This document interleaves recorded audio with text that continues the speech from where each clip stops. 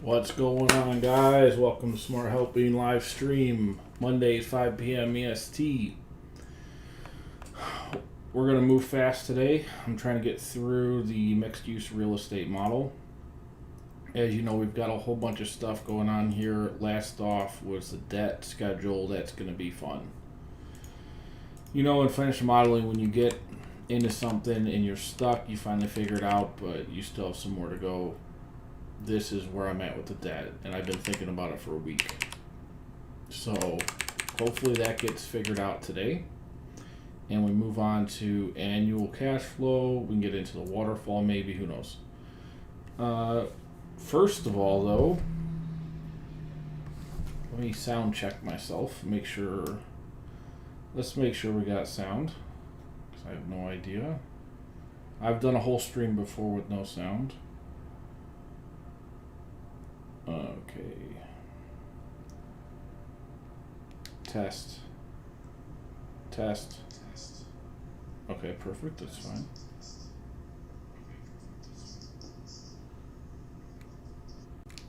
So, first things first, we get to the live free template drawing. I do this every week. And essentially, you get into a list if you've bought a template from SmartHelping.com in the past.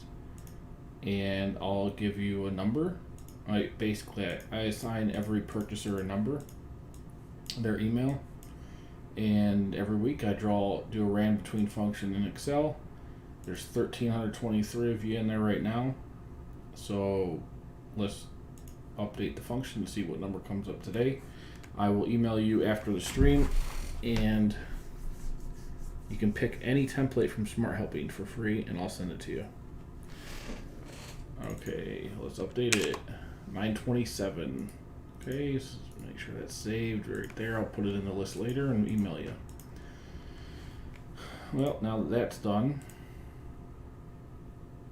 let's get into the model. So just to refresh myself and you guys,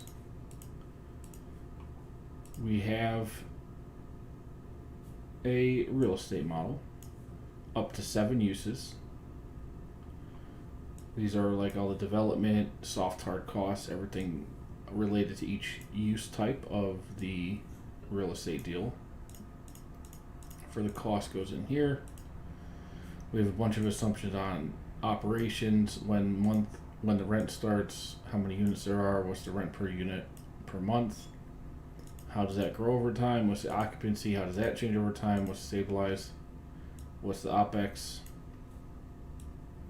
What's that grow at annually? And so we did all this logic to figure out, I think we did this in just the part 1, all the different references to make it dynamic. We have monthly cash flow that shows, if I roll it up here, you can see all the revenue detail, all the expense detail, development cost. We actually got down to cash flow before financing, and that's where we're at now.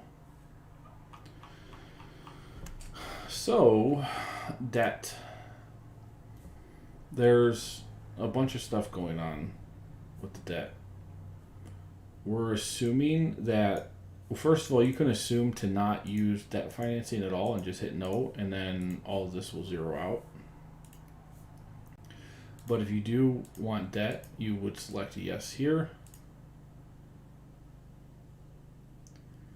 And then there's logic based on the cash flow tab, which is going to look at any negative cash flows. And if it's negative, you're drawing on your interest-only loan. And the assumption is the interest-only period is going to have to match how long your development period is, obviously. And so you can have the option for an interest-only loan. Pick that period, interest rate. You can also pick if it accrues interest, yes or no. If no, there's just monthly payments going back to the cash. These will flow back to reduced cash flow. If yes, then there's no payments and the balance just accrues. And then whenever this interest only period is up, we flow to the next debt schedule, which is the P&I portion of and it's an initial loan. Start month is dynamic. It's based on the start loan here and interest only period here.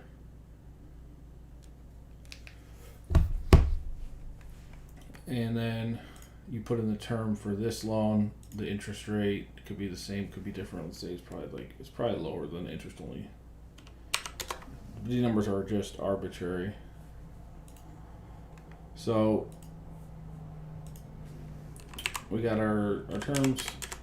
This flows down into our schedule, so it doesn't start until the interest only period is over. And this logic was so hard last week. I spent probably the last 50 minutes of the last stream figuring this out, so it works properly, no matter what the inputs are. So as soon as the interest only period is up, we now have a P&I. There's cash flows going on between these. We also need to account for potentially early pay fees on this first loan. We also have to account for, is there going to be a refi? So typically you have an interest only period for development, and then during operations, the start of operations, you roll that interest only loan into a regular P&I loan with some terms and amortization, like you see here with principal and interest, and just the balance going down over time. And then the next part that usually you see in maybe year 3 or 4 or 5, it depends on, everyone's different, but you might have a refi based on the new net operating income in 4 or 5 years. Maybe the value has gone up, and therefore you can get a better loan, maybe a lower interest rate, and borrow more on it with whatever your LTV basis is at that time. So this will go in to calculate. Well, that's where we're at now. Is essentially you can see here's the refi value that we're going to use. And then that's the final loan, and then that will automatically be, there'll be debt service with that, and then it'll be paid back on the final exit of the whole project. Which we haven't decided yet. Yeah, okay, so and then this is where the month of the loan payback happens. So this is going to determine when the exit of the loan happens, of the final loan. So there's a whole bunch of stuff going on here, and this is not going to be easy to do, but I'm trying to work through it one piece at a time to make sure I have everything easily referenceable and dynamic. So, and I'm just trying to pick up so I know we didn't do early repay fees, so that's going to have to happen, but that can just flow into the monthly cash flow based on this amount here, whatever the balance is when the refi happens. So it looks like we're on the refi portion, and let's just start playing with these numbers to make sure. So if there's refi, yes, let's say it's month 36. Okay, monthly cash flow 249. Let me check what we did here. So in 249, so we took the net operating income of the whole project divided by debt R5. So that's probably the cap rate for the valuation it is. So that gives you a value, and then you get a 75% of that is what you get on the loan. So that's the new principal balance.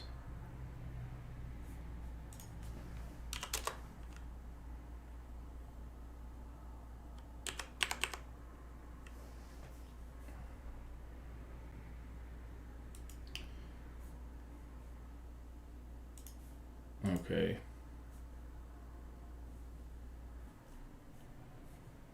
You have exit. Are these exit values actually coming in? Okay, those are. And see, this is why you're going to have to time up these, and you'll probably have to do it on the final one if you have different exit values. Now, more than likely, these are going to be the same. So, and I just have them different just so they match or so I could test logic, but let's say in most cases it'll probably be all the same month, and then you're going to want to set your loan payback for that month as well when you're actually using this. Okay, so exit proceeds, we've got selling costs in there. Net sales, okay, so, okay, this is good. So this early repay is on the first loan, and then this early repay is on the exit, if applicable. We're not going to worry about that yet, though. We need to make this final amortization logic flow, and I really want to get this done properly.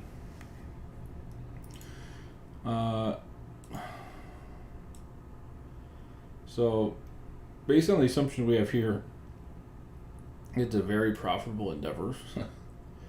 Again, the numbers are just arbitrary, but you can see the initial loan's very low relative to what this refi is. It's just a function of net operating income and LTV basis. Okay, so starting balance of the refi is simply going to be, so if the refi month is 36, that means you make a final payment on this loan, and then month 36 you have this, and then payments on this loan will start in 1 month after the refi happens. So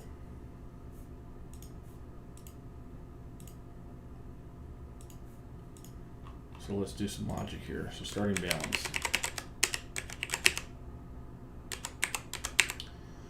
is going to be, if the month count here,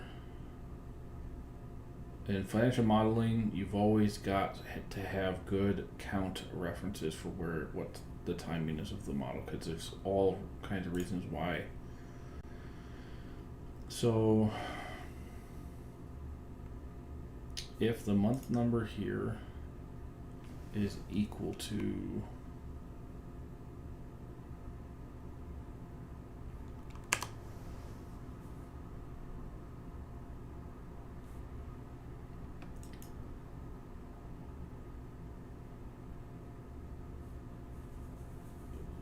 let's see, probably this +1.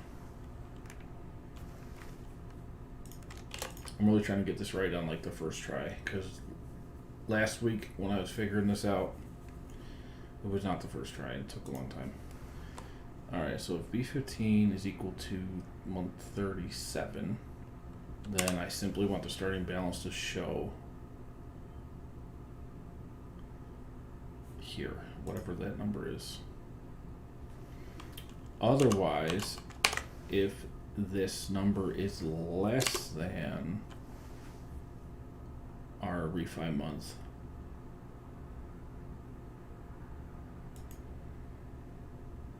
+1,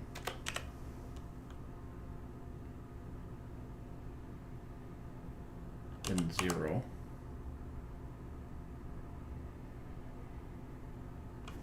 Okay, so see, we're already getting into this. All right, so if the month here is equal to our start month +1, then I want this balance. Otherwise, if B15 is less than R4, so it's before the refi, then just show 0.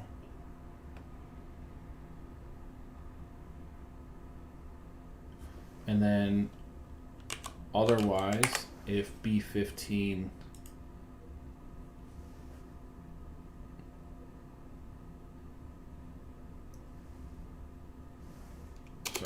if R4 is greater than, no, hold on. If B15 is greater than R4 +1. So that's everything. So that's before the refi happens, on the refi, and after the refi. We've got all three there. So if it's greater than that, then simply pull the previous month's ending balance. And that's it. Otherwise 0. Okay, I think we might have got on the first shot. Hope.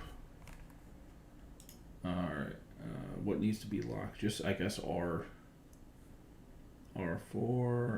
R4. So here's how we work through it. Oh, shoot. What happened? What happened? Okay, so this is coming over on month 36, but we don't actually want it to hit the starting balance till 1 month after that. So pull this up one, offset. There we go. And that's fine. So that's saying, so here's your flow in, here's your actual starting balance on the first month. And then after this, we'll have to do the payment, principal, and interest, and any balance, and then we should see a good value going down here. Let's adjust this. Let's say it's month 30. Okay, good. You can see the P&I here has moved up to month 30. We've got our interest only period. We got this going on, and then we got month 30. So then month 31 is the first actual payment. So cash is coming in here. And we start P&I. So the payment, let's see how we want to do this. I guess we can just simply say it's going to be 0 unless it's greater than or equal to our refi month plus 1. So that should be pretty simple.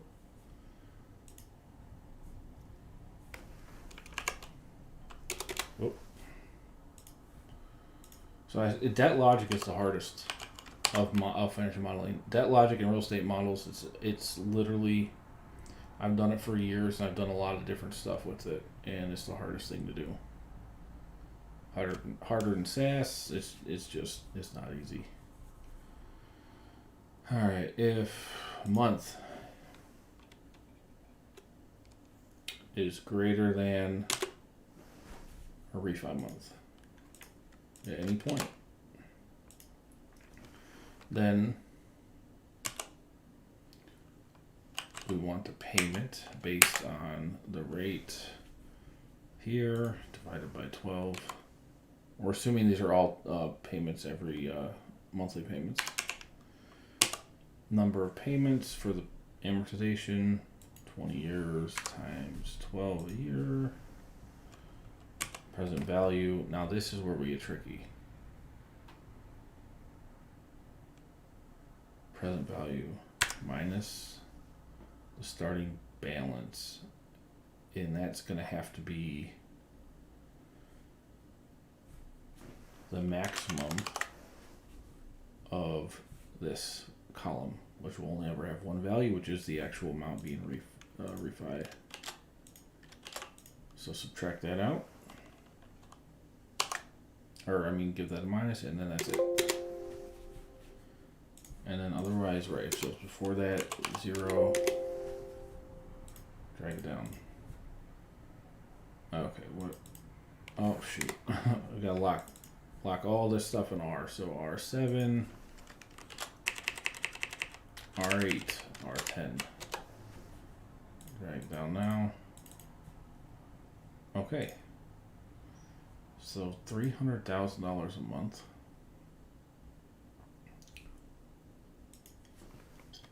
I'm gonna let's put a small term on this. I actually want to make sure. I'm gonna just check the logic by basis of it getting repaid. And then we could also say, well, let's go to the, so that's the payment. Let's go to the interest. So again, if this is greater than our refi month, then simply do interest rate divided by 12 times the starting balance. And that's it for that.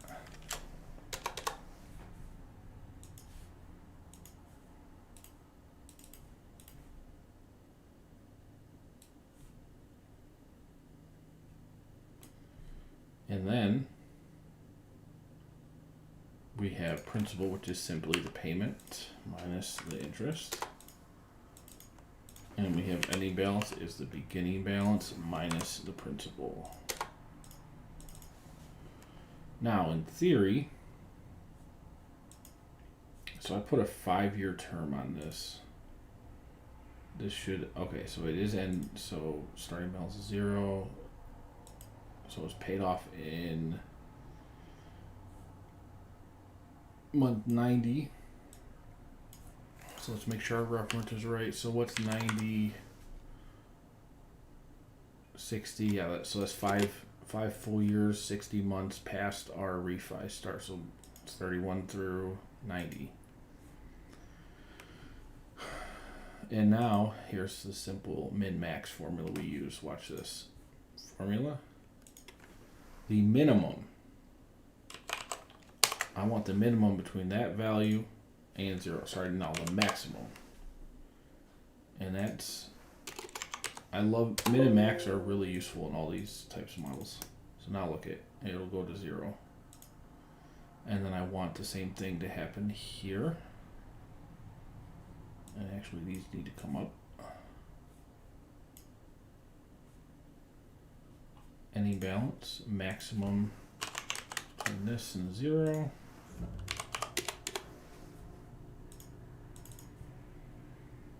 Okay, there we go. Perfect. And then we could just say, like for the payment, just so it looks clean, you could do, you know, if the starting balance equals 0, then 0.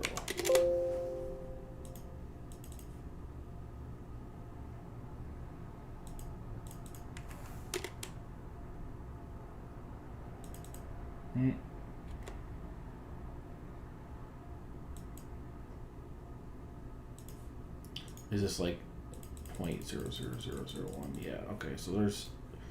Excel has some rounding issues. Let's say if it is less than 0.0001.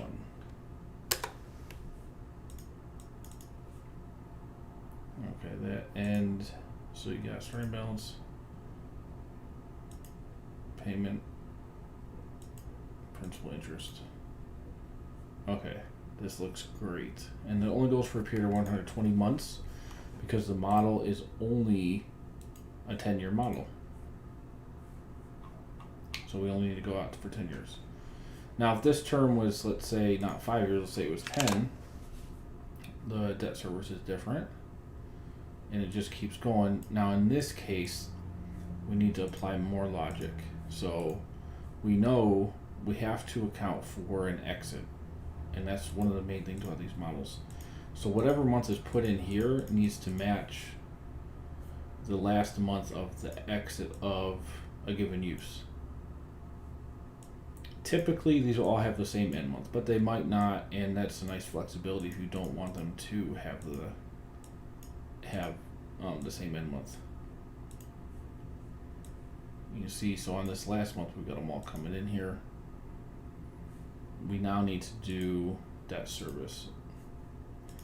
So if we are in this month, and let's say, let's just go stagger it 1 month so I can make sure it's working without going all the way to the end of the model. Okay, so this is good. So you can see all the operations, everything's stopping the month defined. Everything's zeroed out up until November 30th, 2031. That's perfect. So now we have to stop, and I don't actually have a reference. Luckily, I haven't built anything into this yet, so I can just insert a column, date, and this will just be the first month of the model. Perfect. All right, guys, smoother than I expected. That's great. Sometimes with modeling, you're stuck or you're having problems. I haven't been in this thing in a week, and I'm coming back here, and we're just flowing right through this debt logic. Okay, so what do I want to do? So essentially, if any of these if this value, the date, is ever greater than this, I need to zero everything out. And that includes the initial loan, because you might not do a refi. In that case, we need to apply that logic here. For example, if this says no, you can see the initial loan then just keeps going. So let's do the initial loan first. I know this stuff it's slow and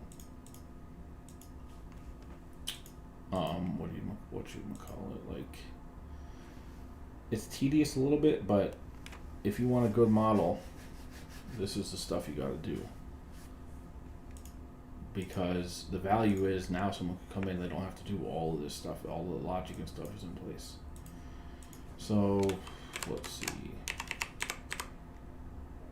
and I would estimate someone might take them, that's an okay Excel user, probably 40 to 60 hours, I think, to even come close to building something like this, if they don't build models for a living.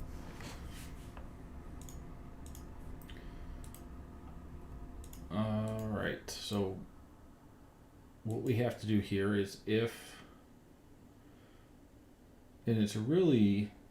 all we really care about is the these three. So we're going to wrap this whole big formula and say if this date is greater than the exit month, then simply zero it out, and that's it. And that way, so you can drag this, you can see last month is 0. I'll put the same logic in here.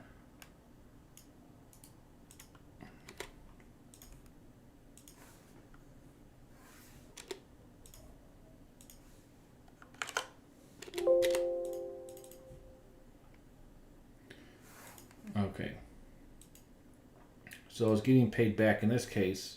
There's no refi, so the initial one's got to be paid back. The ending balance is 520,583. So what I have to do in the model is simply pull on that exit month whatever balance is existing in here. So, and if we're past that month, because I'm doing a refi, then this needs to show 0. So actually, so the ending balance also is going to have this logic.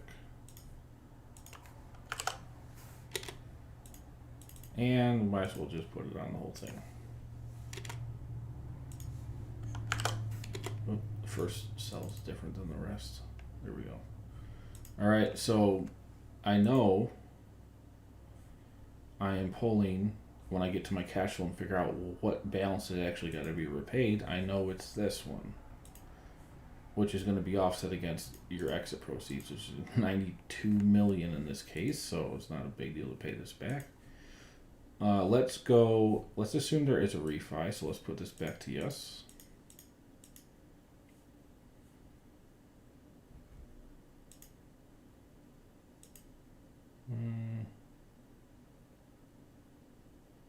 Why?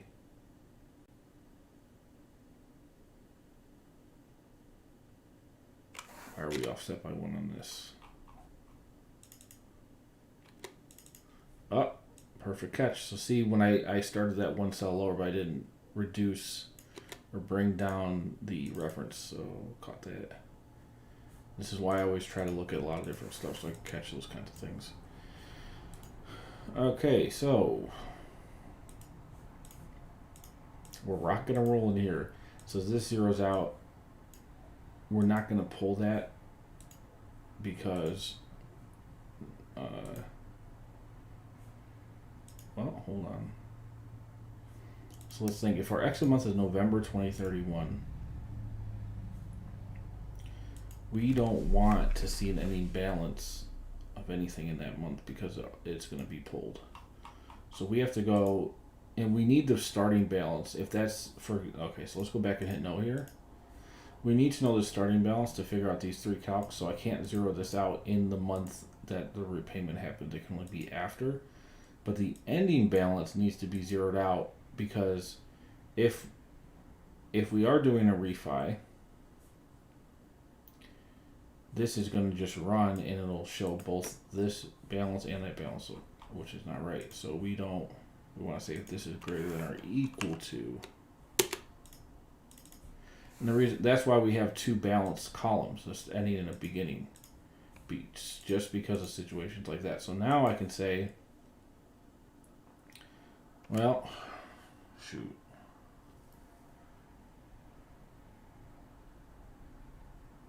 Because if there is no refi, then we do want this. But if there's not, we don't want it.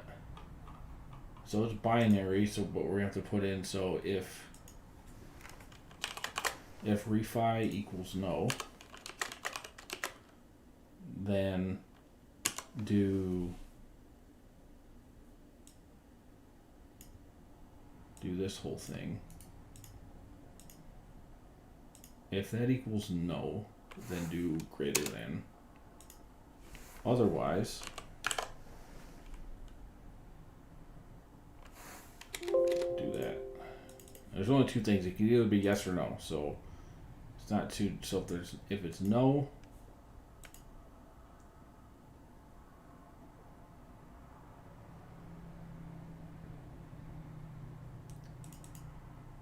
oh shoot, I gotta lock it. If S3 is no. Perfect. So now I will be able to pull this balance here on that exit month. If it's a yes, then perfect. On that exit month, this is showing 0 because we have a refinance, which happened in month 30. Perfect. So we're refi. Now we got this P&I happening based on all the terms above. Starting balance. This is not needed. This is actually, I thought of a better way to do it, so we didn't need that in there. So this is fine, but now I need to say if we're exiting in November, I need to pick up that repayment amount, and I need to, and the principal and interest and payment need to be zeroed out. So I can pick up the ending balance. It doesn't matter if there's values after or before in this case because it's the final. There's no other loans after the refi. So all I want to do is make sure the payment, principal and interest are zeroed out. So I want to say if the date is greater than control here, simply give me a 0. And that's all I need.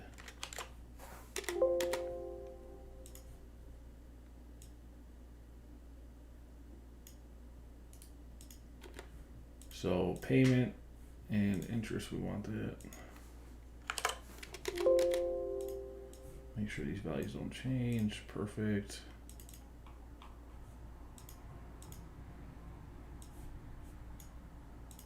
Looks good. Okay, so good. So I don't want that affecting the cash flow because we were exiting in November. There's no payment happening. The repayment happens of this $12,255,000. So I will look up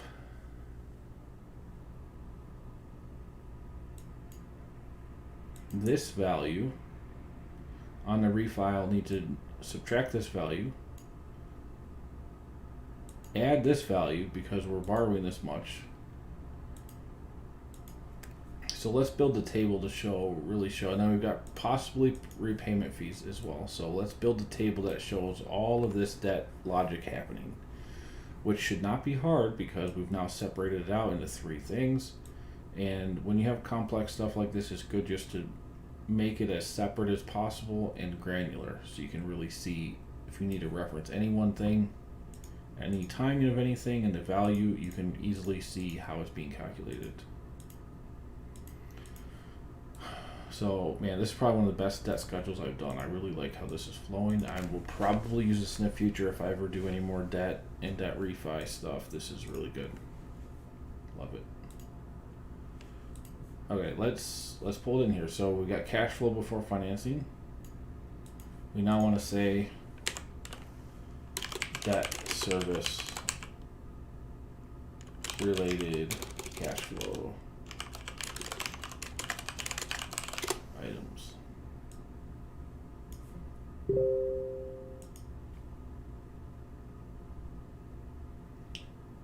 All right, black this out, white here. Now, the first thing I want to show is the interest only loan. Interest only payments. And there might not be any if you're doing accrual. Because remember, we got this, let's go back over here. There's an accrual option for no payment. And the interest is just making the balance bigger, so whenever there is the P&I portion kicks in, that's going to be the basis. Interest is not compounding, keep in mind. It's just, so on this interest only period, the interest is just based on the initial, any drawn amount based on the development, any negative cash flows that will go make the balance go up as far as the basis, but the interest being charged is not adding to the balance, which is the case with most construction loans. Obviously, it could differ, but in most cases, this is it. I'm going to put no here so we can see the amounts coming in. And we separated this because I need to know the payment, which might be 0, might not. So all I will do is an index formula. And with this model, because the development period is not just one big year 0, it's actually monthly, which is more accurate if you're doing internal rate of return calculations. But what it means is there's no simple year 0 and then the model starts. It's month 1 through 120, and what are the cash flows in that. And we'll do, like when I do the internal rate of return hurdles for a joint venture waterfall with this, it's going to be based on month 1 to whatever happens with the cash flows. There will be a percentage that goes to sponsors for who contributes what, and it might be we'll get to that. Don't worry about that right now. Let's try and get this debt in here first. So index, I want just payments here in G. And I want to match I'm going to go month number here. It's always easier to match a month number than the month. With this,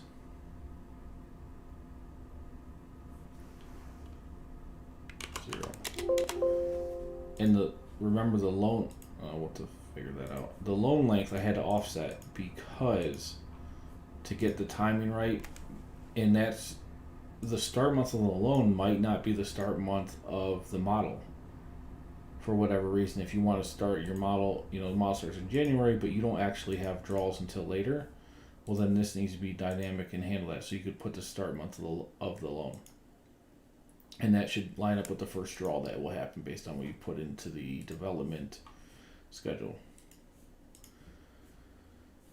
So we're indexing the payment in G. Why is this giving me an error? Index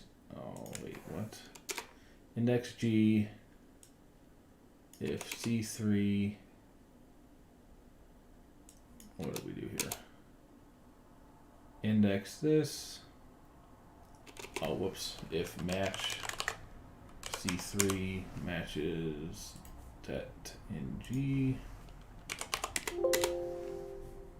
and if not, then return 0 if error.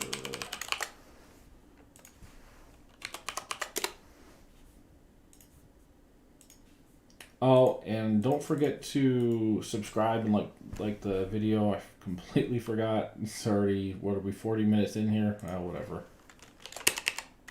All right, lock these.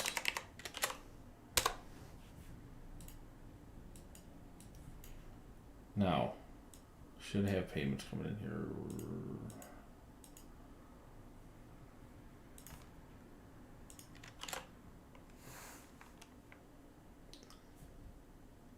Index G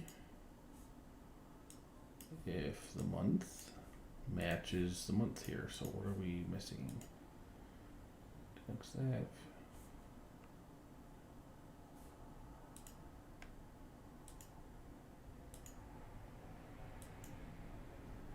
Oh, I put G here too. Okay, so we're obviously matching against C. C, not G. C. Now, okay. So there's our interest, which is based on the cash flow draws. And you'll see that lines up right with the negative cash flows. You see here, negative cash flow, got some interest, another negative month, more interest, another negative month, more interest. So these are all development draws happening, and now the interest per month is going up. And then it stops when the interest only period stops. Right now it's set to 12, let's say it's 10. You see now it stops after 10 months. So there's my interest only payments. The next piece, let's see what we did with this. So the no capital balance has changed. You've drawn stuff. You're not paying anything back. I guess you could if you wanted to make the term here like a year. Oh, and we got another issue. So let's make sure, remember, this has got to be max of this or 0. We did this for the refi loan, gotta do it for this one. We don't want negative values in our amortization schedule. Love Minimax. Minimax is great for a lot of this work.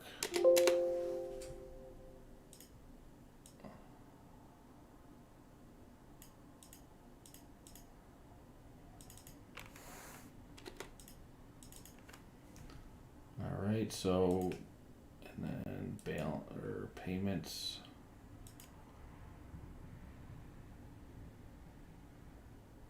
Yep, that needs to be zeroed out as well. So let's see. We gotta say if the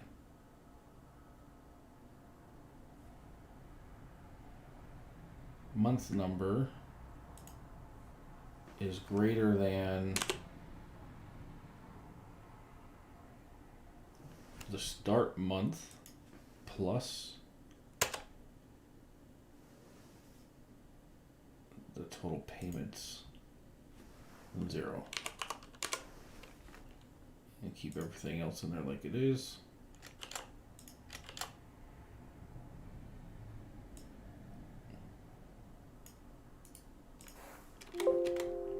And pray nothing messes up. Okay, that looks, let's see. Let's put it into here as well.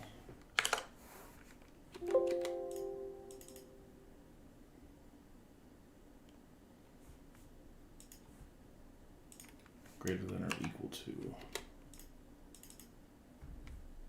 Right, so we got 12 payments, 1, 2, 3, 4, 5, 6, 7, 8, 9, 10, 11, 12.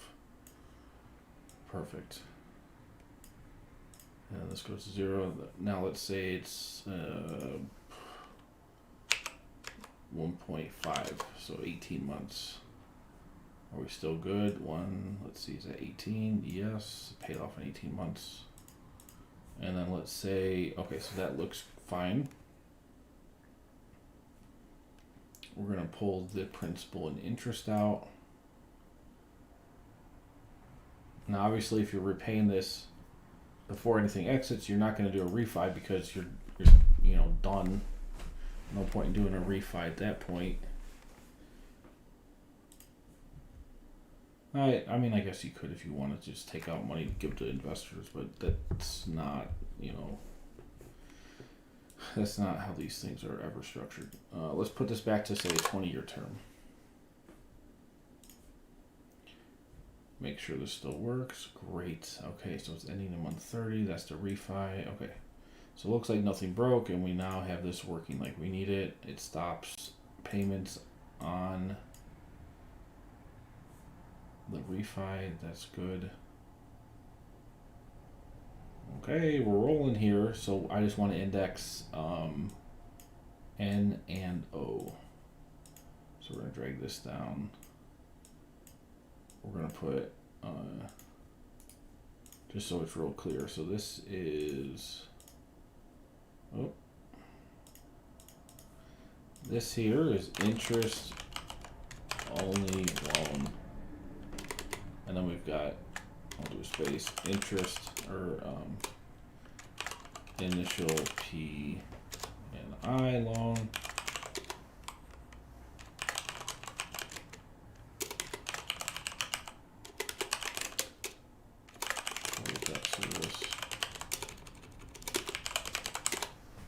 Oh, I love when this comes together.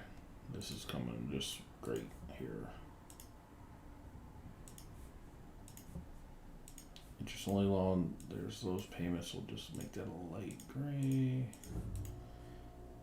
These two, this can be light gray. And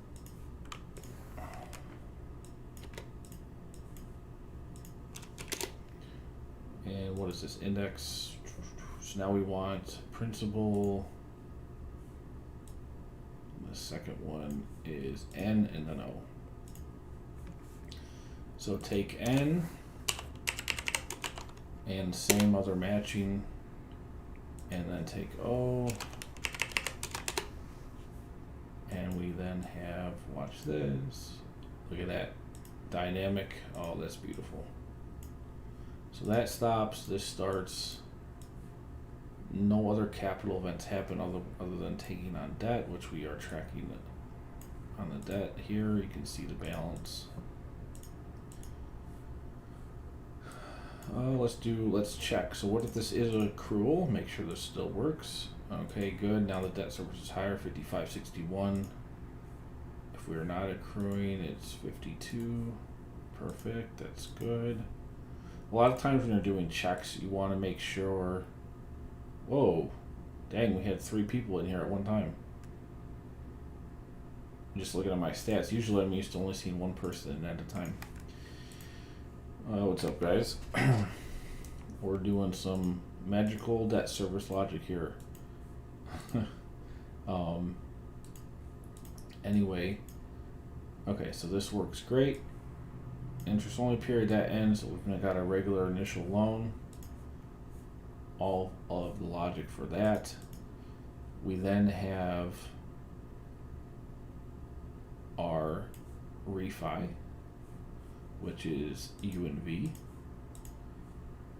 And we're going to have to do, we'll have to do the other, like the things that happen to go from one to the other, which we're not going to see anything from interest only to initial P&I, but we will see cash change from going from the initial P&I to the refi. Because the refi is going to have some cash flow. There's also going to be some potentially early closure fees or repayment fees. So refi, we want, what did I say? U and V.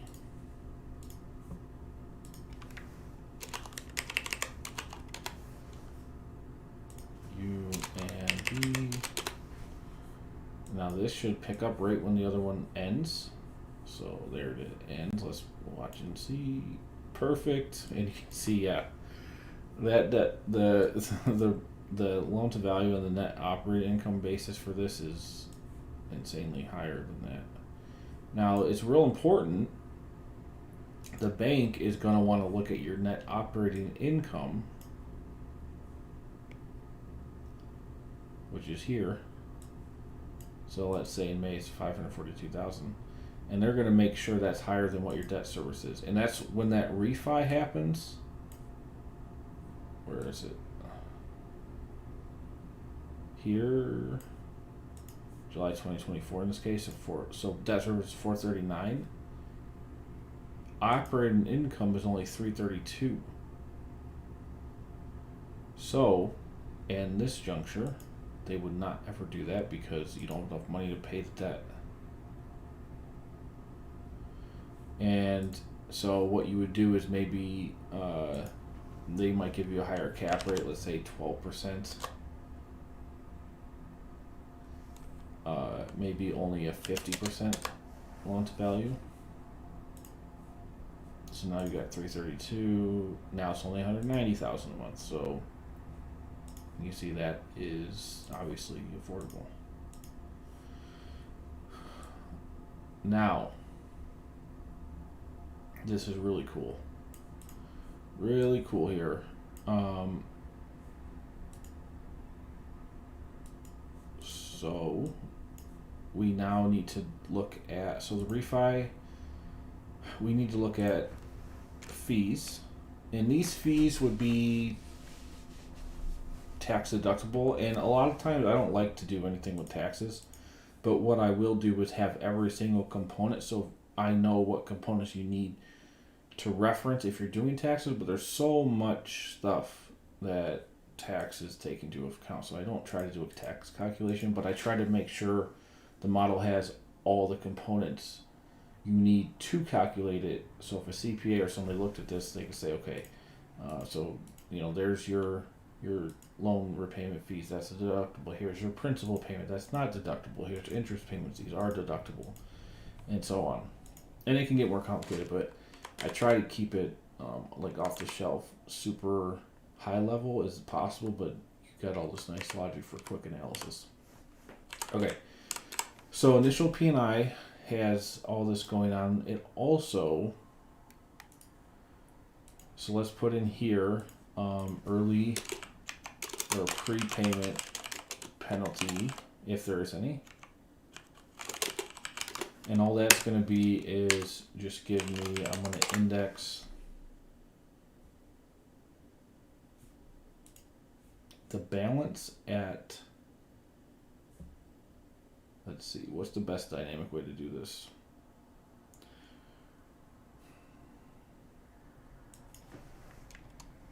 Probably, let's go here to the debt. Let's extend this and say this is prepay fee if it even exists, and if I want the refi month. So if this equals refi month, take the, now typically they might not do the ending balance. They might make it based on the initial balance. It depends. For the sake of this model, we're just going to say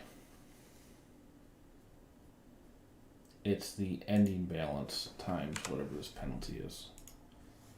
And if it's not, or for something else, or for some other weird calculation, what you can do is just go into here, go into the prepay column, and just manually put in on the repayment what the fee is. And that works too.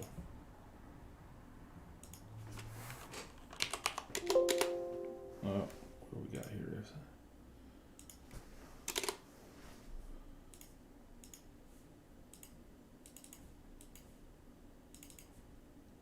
So there's that. So now we index Q for this one. Q. And then on the payment of that, we should see, so that month, okay, there we go. So that's prepayment fee, total debt service fee. So we'll add that in there. And if it's not applicable, you could just make the fee 0%.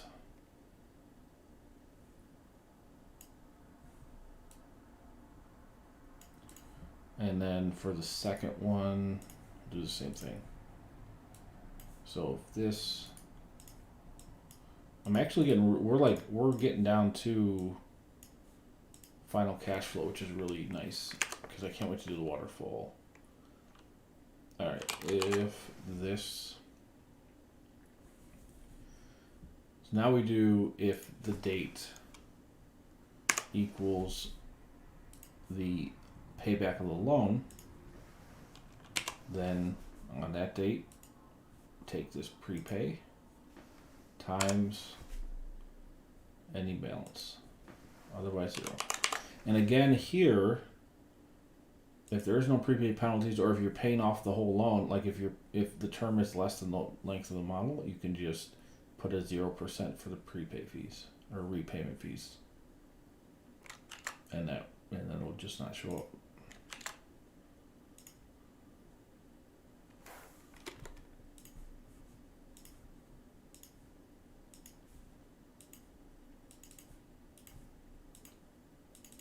All right, drag that down. There's that. Just making sure here. Okay, so we can make these not yellow because they're now accounted for.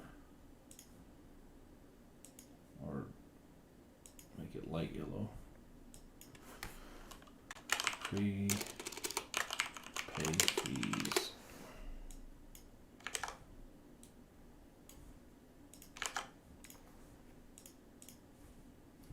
And then that is column X for this one.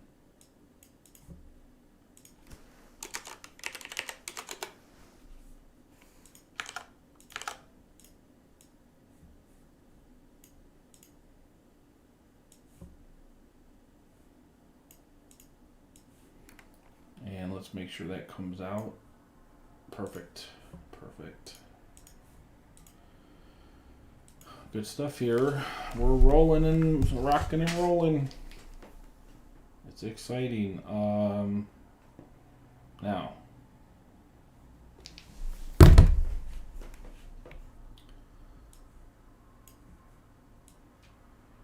The debt, so interest only, first loan, second loan. We got the prepayment fees. The next thing we need to do is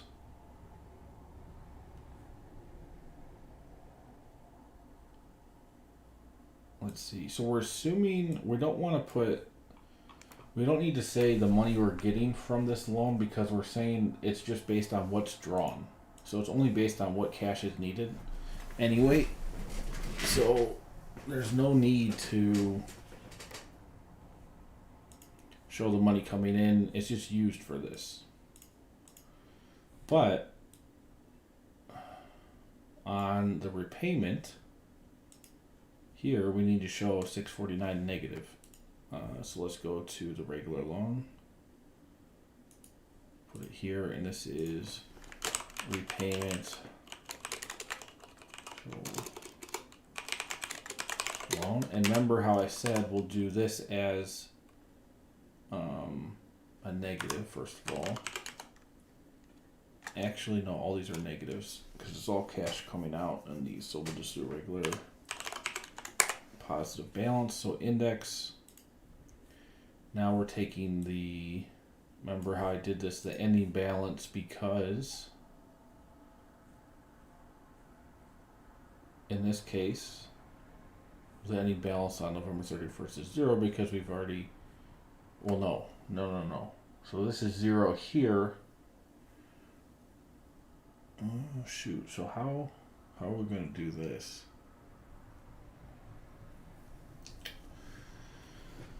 So it's right that I don't need to know this on November 31st, but I need to know it on the refi month.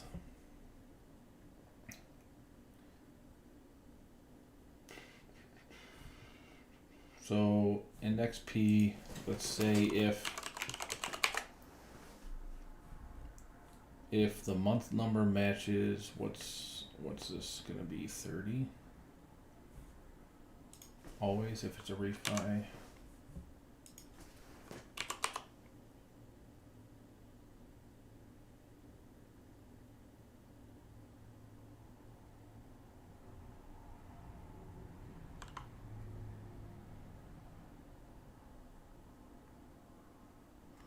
Oh no, hold on.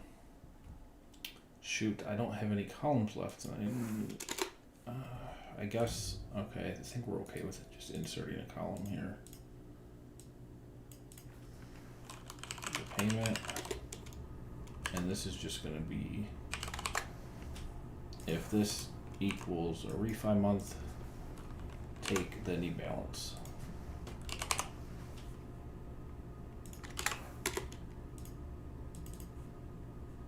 That shows up in there. I don't think it messed up any of these cash flows. Let's make sure. Yeah, looks good. Okay, and that's why I use index match and not VLOOKUP. Alright, so now this is just going to give me column R.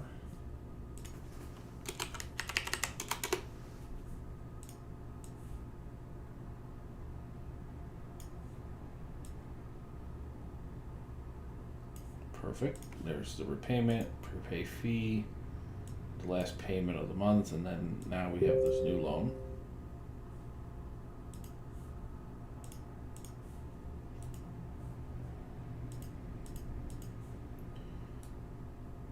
So that's everything there. Let's move to the proceeds. So now here's the interesting part. Here's where we're going to have cash in. So now I want to know, so here's the repayment, but in this repayment month, well, how am I repaying it? Well, I've got the refi money, so I go, let's put this here, refi proceeds, and this will just take column S.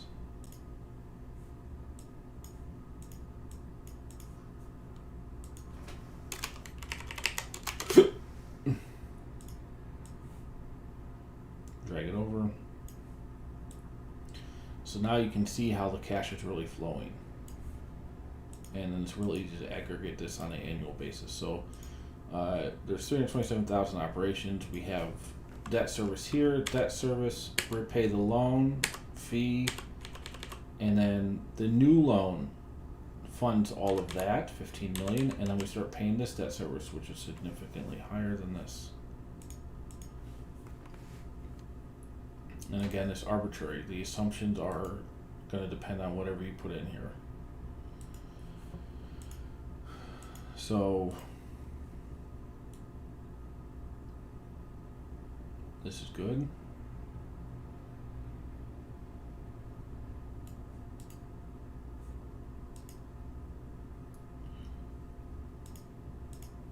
So we have that, and then on the month, so on this refi, or let's make sure this works before, let's say there's no refi, and in that case technically, okay, so here's what I got to do. If there's no refi, so first, if there is a refi, if this equals yes, then do what we were doing.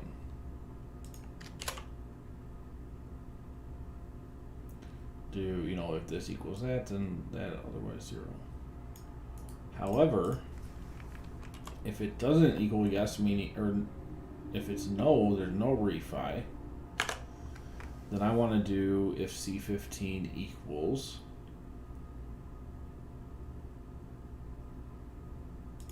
and I'm actually going to have to change this to the month. If the month equals the exit month here, now pull P15. Oh, I've got 2 commas in there. So now if there's no refi, okay, then I'm going here. And now I'm repaying that off here. I also don't have this prepay fee, so we need to do the same logic. So copy this, put this over here.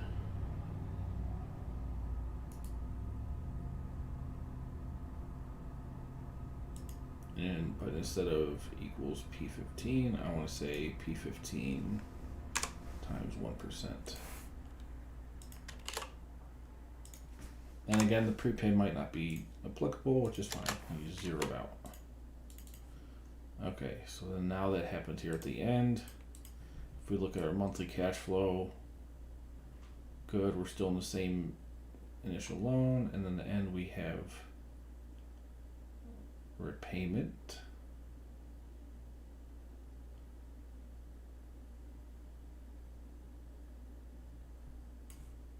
And then, oh, we didn't drag this over. And then the prepay. That's how it needs to work. And now if there is a refi, we now have the repayment and that happening earlier. And then that goes, and then, but now we need the repayment of this one. So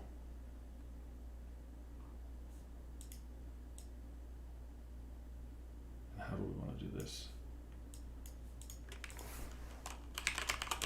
I guess we say this is real simple. If this equals the exit, then just give me the any balance. Otherwise 0.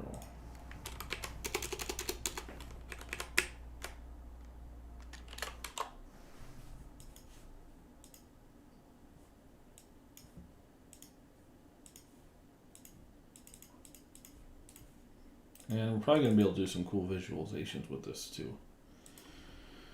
Alright, 5-3, so that's Z. So we pull Z out. Why did I have Y in here? Oh, that's just the, it's just what the prepay is. Wait. Refi proceeds, prepay penalty. Hold on, and so this one has a third. So this has the proceeds coming in, any penalties, and then we actually need repayment.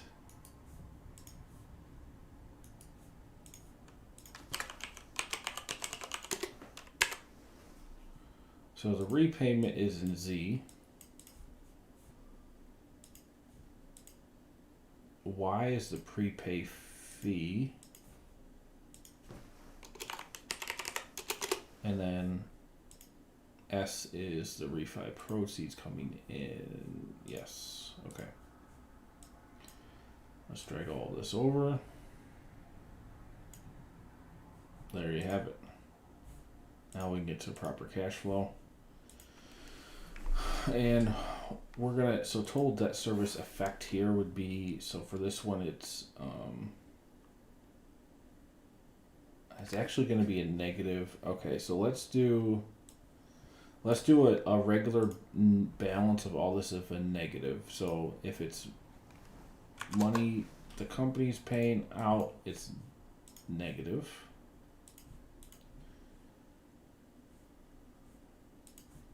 Which is going to be all of these except for the proceeds. So principal, that's negative. Repayment, penalties,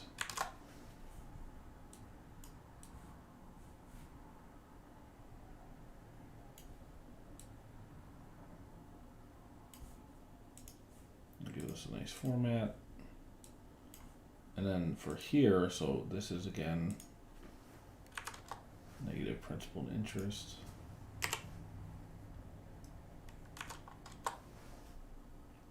Now refi proceeds be positive, but then these are negative. Repayment's negative.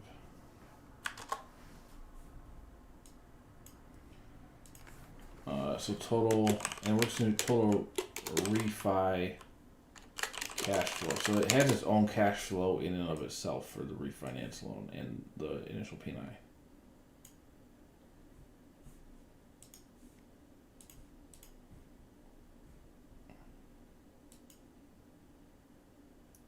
Okay.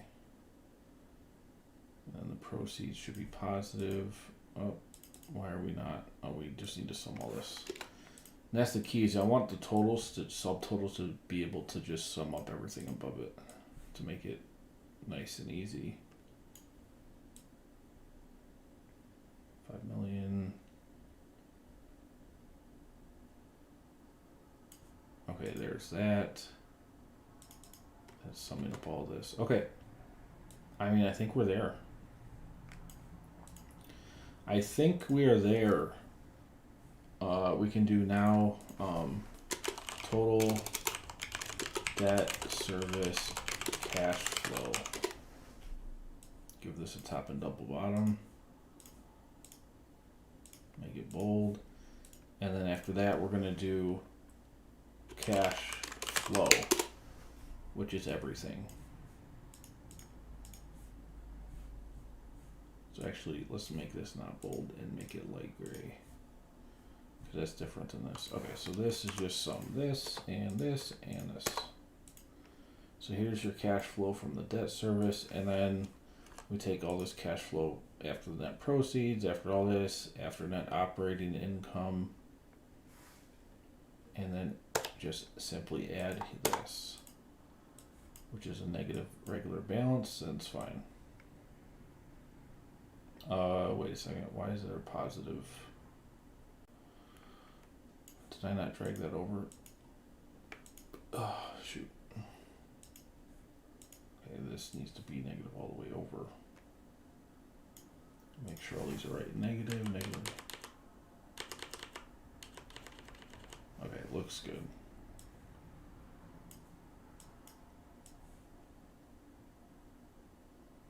Alright.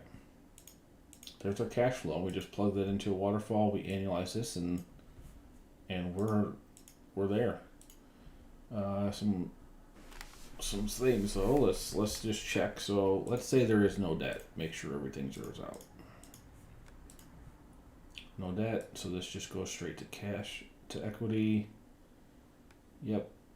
Okay, here's a problem. There's no debt, but we have debt service. So I guess we never zeroed that out. So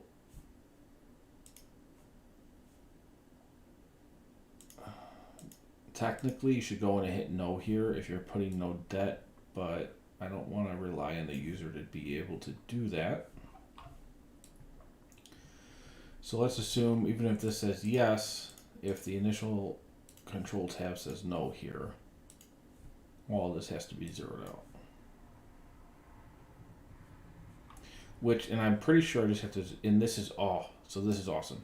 This is why I have this flow to refi column here, because now look, I can just say, if this equals no, then 0.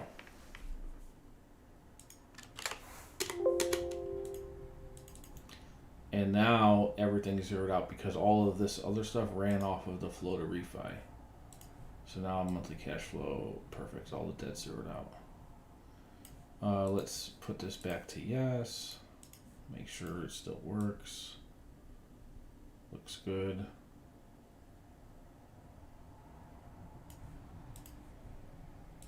Looks good, looks good. Let's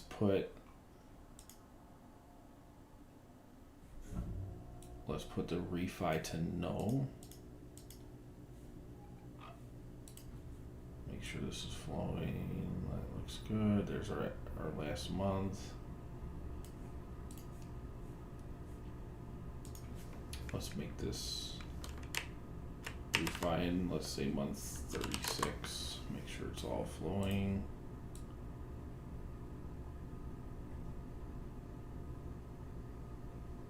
Okay, wait, what happened? Oh, put refi has to be switched to yes. For that, month 36, perfect.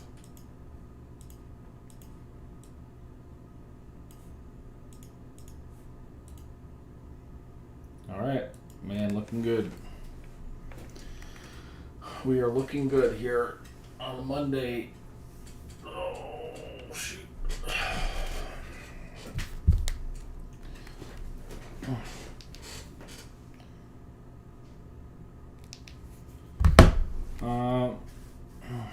So what next? We have cash flow. That was, oh, wait, oh, okay, yeah, I do have all this proceeds happening.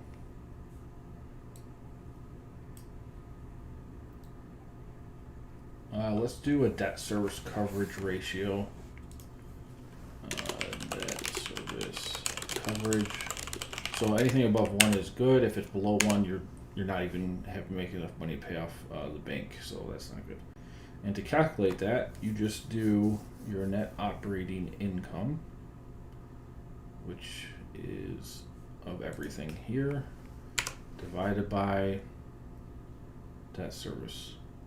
Now, debt service in this case is P&I of this plus this and this and this and this. And you want the negative value of that so we don't get a negative number. operations haven't started yet. There's no rent, so there obviously is no coverage.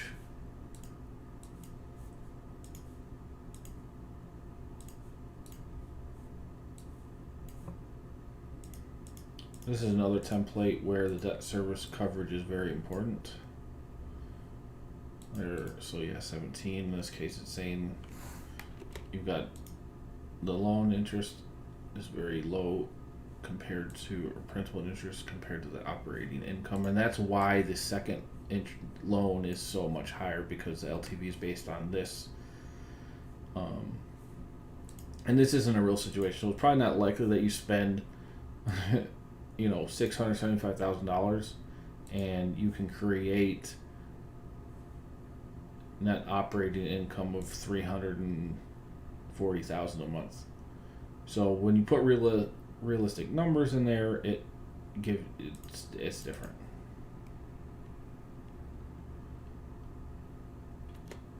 And it's more realistic. Now you can see when we get to the refi, you're at 2.7. That's a number that's more likely. Alrighty, so debt service coverage ratio. We are done with all the hard stuff.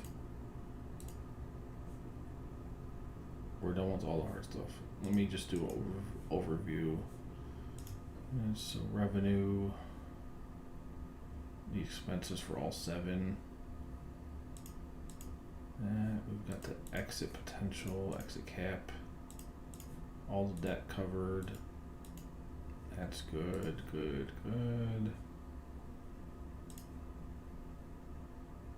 I mean, we're looking beautiful here. Let's expand this back out. Next thing, let's turn this in. Now, do what? So the waterfall, let me get a template here. I love being able to use my own templates that I've already built. So waterfall, where did I put this one? We'll do regular joint venture one. There's also, you can do preferred equity, preferred return, a preferred equity that then follows into a common equity, a preferred equity and a common equity. I'm going to make this simple though. Let me get my other real estate model up here.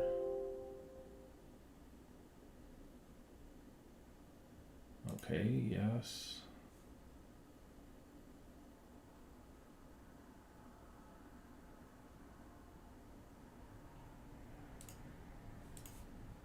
What does this say? Replace.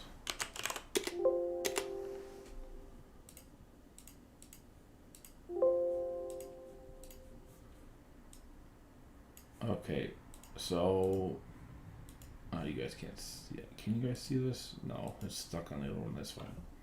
All right, let me copy and paste this over.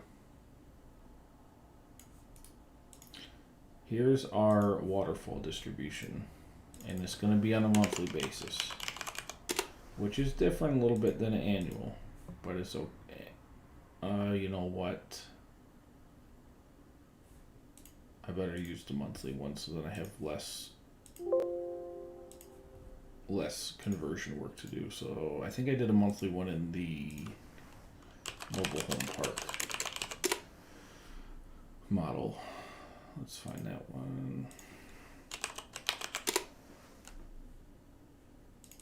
Let's get the light one open.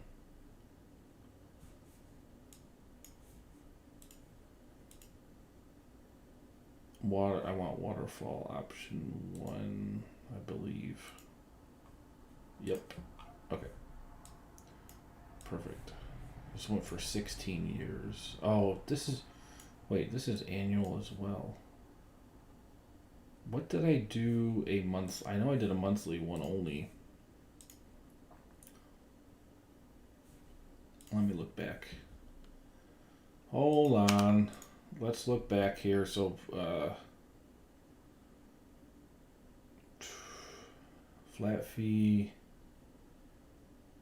dynamic customer spend, vending machine, bike shop. Self-storage, that was it. That was a real good model I did too. The self-storage model was amazing, the stuff that was going on in that. Let me try to find it here.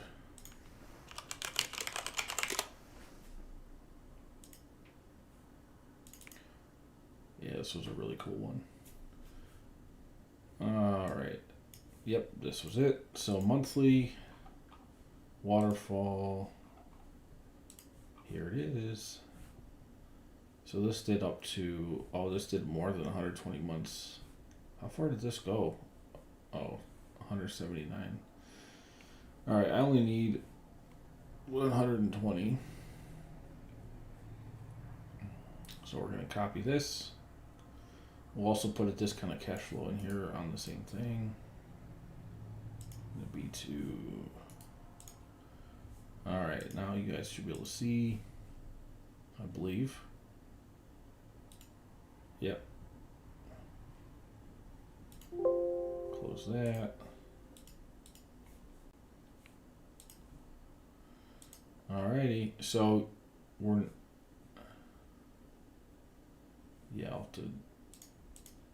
I'll freeze these. Let's make this bigger.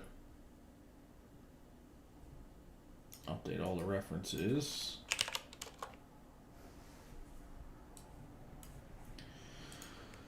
Okay, so now year 0, period 0, we don't really need it.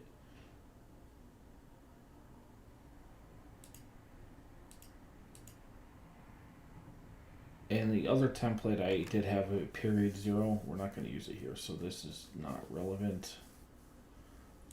So I'm going to delete this.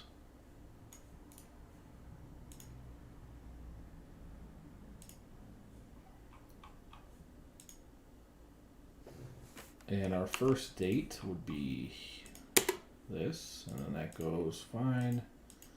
Month 1, etc. That's fine. Okay, cash. So here's what we do. Go back to the cash flow. So now we know this cash flow that's happening here is being funded. So we're going to have to actually pull in to get the right cash flow. We're going to have to pull in. So I didn't think we needed this, but we do for this purpose. So proceeds from loan withdrawal, which is just simply going to equal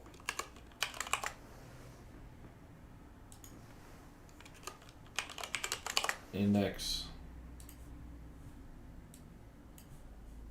column D. That's all our draws based on that logic, and we'll match month number with the month number.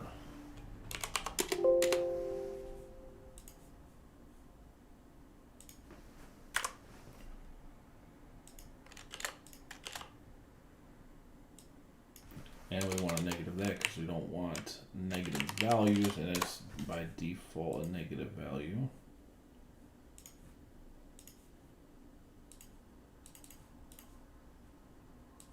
There we go. So these proceeds are coming in to cover our development costs.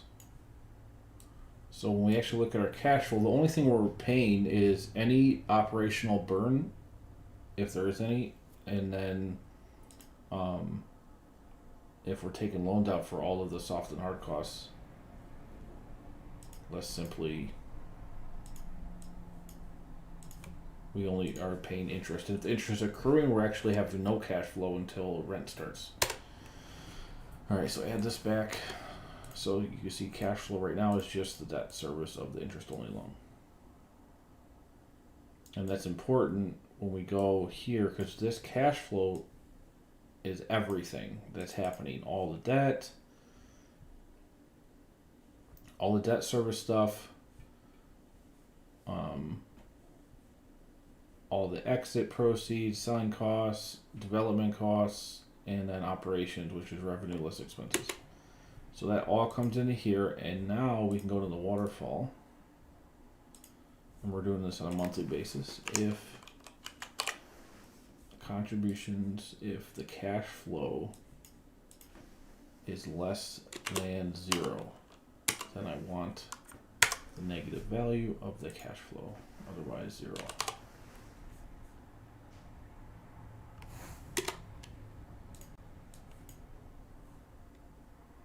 Actually, no, I don't want the negative value. I want it to come through as a negative. And then, same thing. Let's lock that. 319. If it's greater than 0, dang it. No border. Bottom border. Then pull it.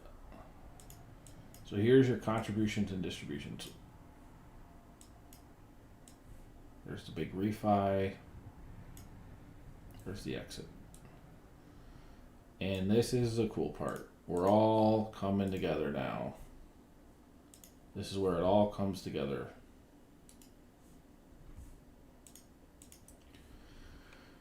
So we want to say, first of all, so this is just for the joint venture. If there is no joint venture, all you do is simply, we're going to say, you can set up the LP, or if it's all the general partner, you can just put 0% for the LP for everything. But if it's split, now there's a couple ways we can do this. So this is determining E&F, the amount of cash going to each party up until a given internal rate of return is met. And what that internal rate of return means is actually counting the return in total if you include repayment of equity. So if I invested $100,000, I got a 10% internal rate of return. Up until I reach that 10% as the investor, I'm going to get 80% of all cash flow. Now it could be a hard preferred equity, meaning 100% goes to the LP up until this hurdle, and then as the investment does, or the deal does better, the limited partners are willing to give up more cash flow because the returns are higher. Now the question is, how do we want to do contributions? Because it could be pari passu. And usually in that case, the first hurdle rate is going to just equal whatever the cash distribution or contributions are for each. But it might be different, and you might not want to do that. For example, if it's a hard equity, the LP wants 100%, but they actually don't want to contribute 100%. Maybe they only want to do something less than that. So I think what we do is a secondary split of initial. So this is going to be equity, contribution, split.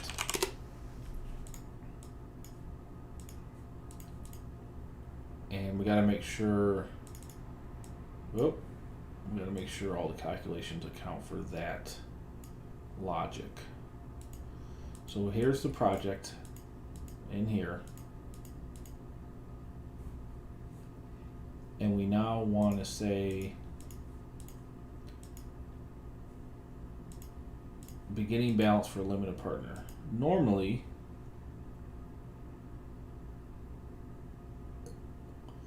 it would just be whatever this first hurdle is, but we're saying we're going to use this to be a little bit more flexible,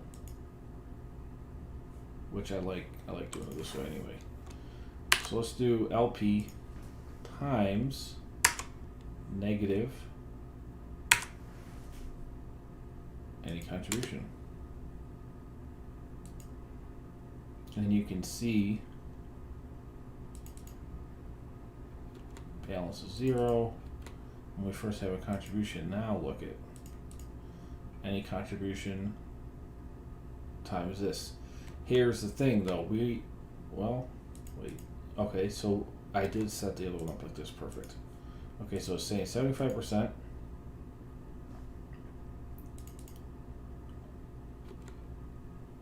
Which is good, that makes sense. Yep. And then it's going up, and then the preferred return due is based on our monthly return rate times the balance. Now, I'm just checking all the references here. This is actually the more correct way to do the pref. It's not just the rate, the hurdle rate divided by 12. It's got to be the rate raised to 1/12. So this 0.8% is how much monthly compounding needs to happen so that this hurdle rate is met. Now we're going to check this because this is in this logic. Okay, so the debt logic is hard to kind of wrap your head around. It's just hard to kind of structure it right, and you got to account for a lot of different factors and make sure it doesn't break when you change any of the terms. This waterfall logic is intellectually more difficult though. Like, it's not hard, the formulas aren't that hard, but what's actually going on can be mind bending if you're not around it a lot. So, all right, so we've got this interest. We're saying, okay, who's got to pay for the interest? And then let's assume for this that there's going to be no debt. So it's easier to just see. So the cash contributions are here. We're saying based on this defined percentage, the limited partners come up with 75% of everything. Their returns are based on that. Okay. So until there's distributions of the amount they're owed, their equity is rising. They're due pref. Now, as we go, look at the first return month, $90,000 here. We've got some operations. So what happens? Well, they're owed all of it. Well, also because we said 100% split here. Let's say this is not for until 10% is achieved, they get 90% of the cash flow. So we go to 90,000. They get 81,000 in this case. And then there's 9,000 left, and that will flow down to the general partner. Don't worry about all these errors. They will be fixed here as I go down the line. I'm mainly checking references here. So here's the check. This should, so the XIRR is 0%.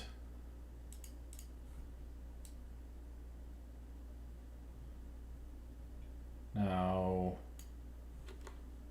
that should be the check.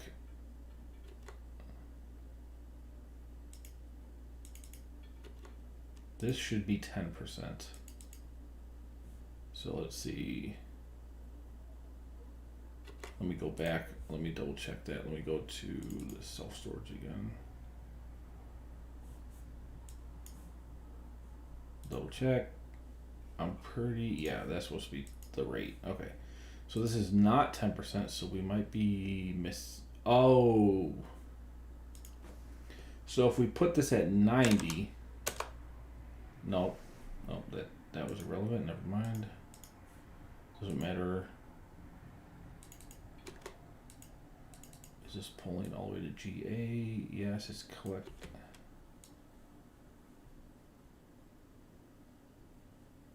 $38.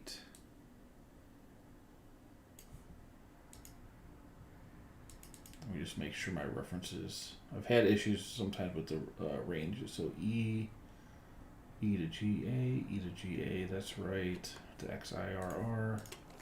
I don't think I need a guess. No. So we contribute 90, contribute 40, contribute 375, and then get back 80, 100, 117. Now, in theory, the XIRR here should be 10%. All right, let's do an IRR check on this. It possibly could be because we're not starting with a negative value. Yeah, that's what I thought. So, this is going to be real annoying if we have to do a indirect reference. So this times 12. Okay, so so the amount they're getting back is correct. Here's our problem. Month 1 is 0, and XIRR hates that. And welcome to one of the biggest annoyances with this XIRR. And that is, you can see, watch when I put a development cost in the first month. Now look. Well, it's negative 40%.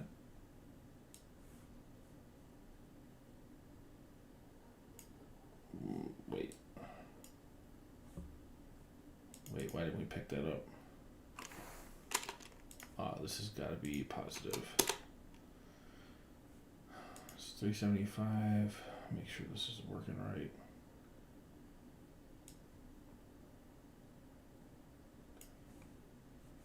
Okay. This is now saying 51%.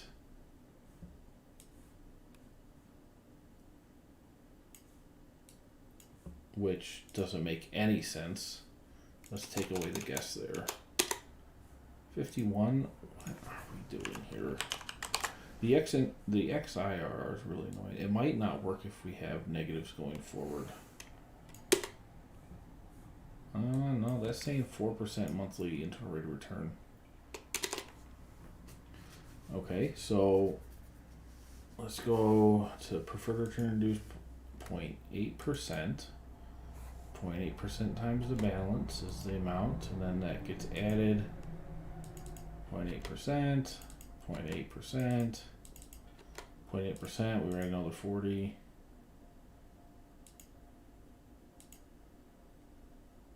Oh, this is the fun. So we'll probably end up, we are going to be stuck here, but I'm going to try and figure it out.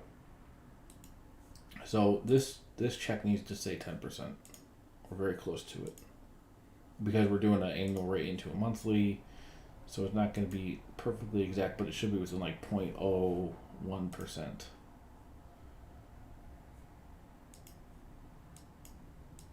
And I'm wondering, all right, let's see what happens when we remove these future negatives and just have a month 1 only.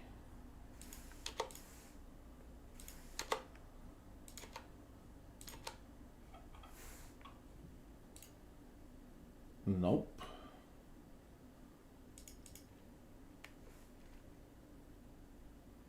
Oh, XIRR, what are you doing? Jan, Feb, March.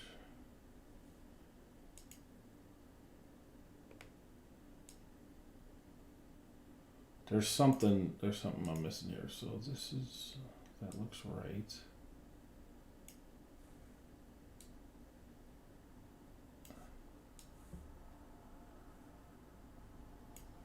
$473,000.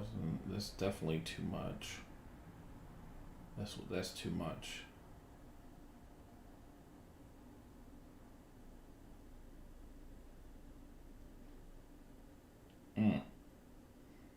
Okay, figured it out.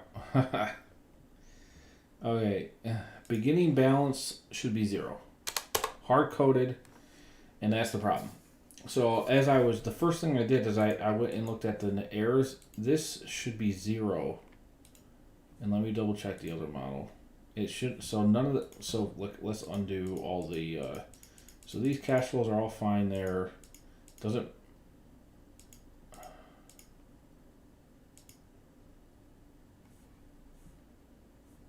this can be 0 in the first month.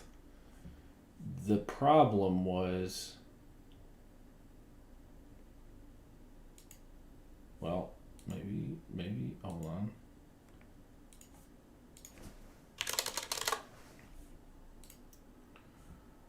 Oh, okay, the problem was this here should be 0. Okay, now it brings me back to my original beef with XIRR, is that if it doesn't have a negative in the very first period, it doesn't work. So you can see it's back to 10%, which is exactly correct where it should be for the check.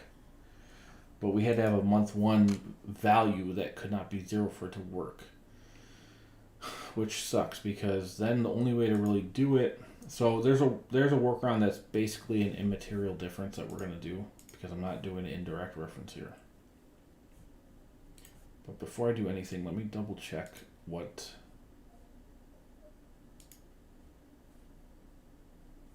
is that self-storage model.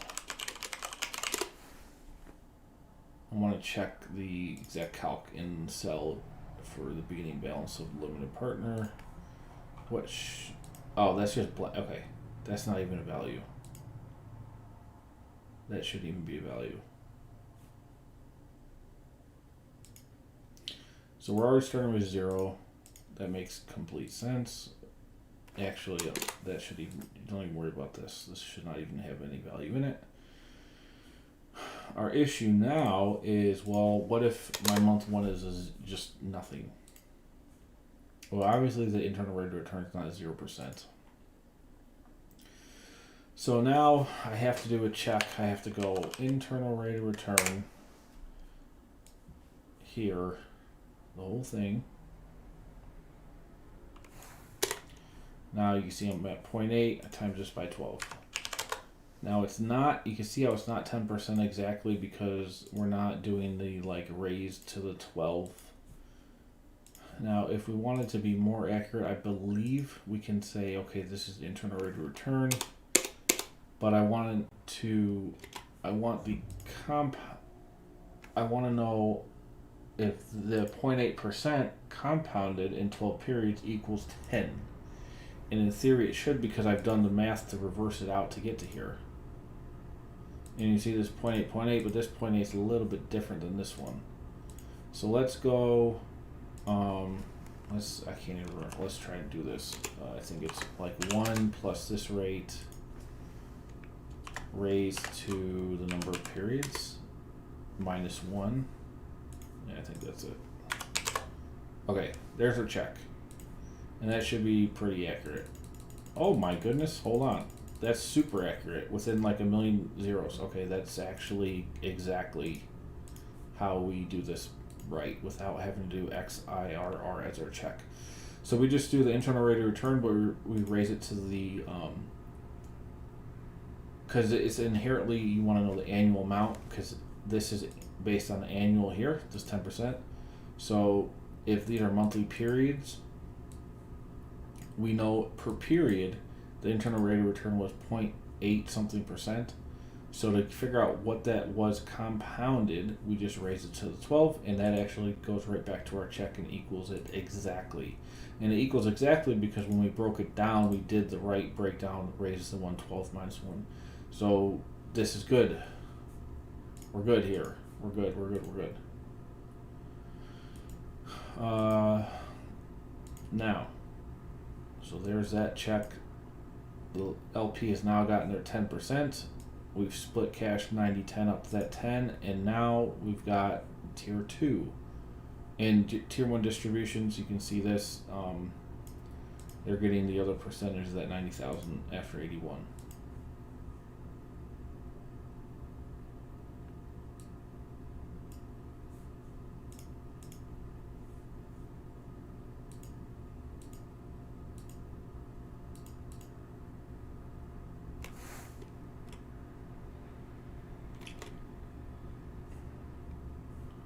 Making sure, so that, yeah.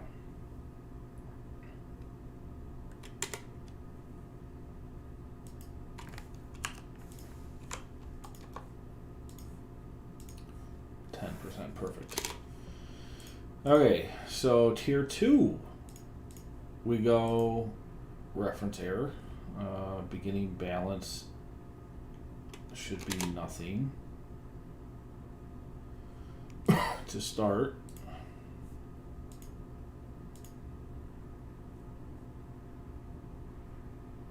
let's double check. I don't know why that, when I pasted it in, because the other models don't even have a value there into this beginning balance, I don't think.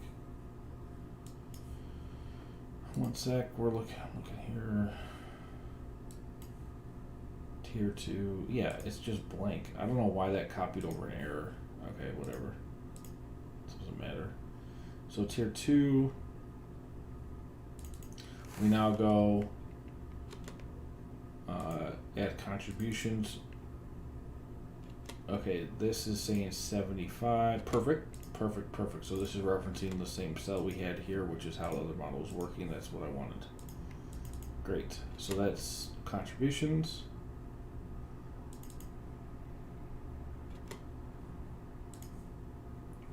Same number as here. We're doing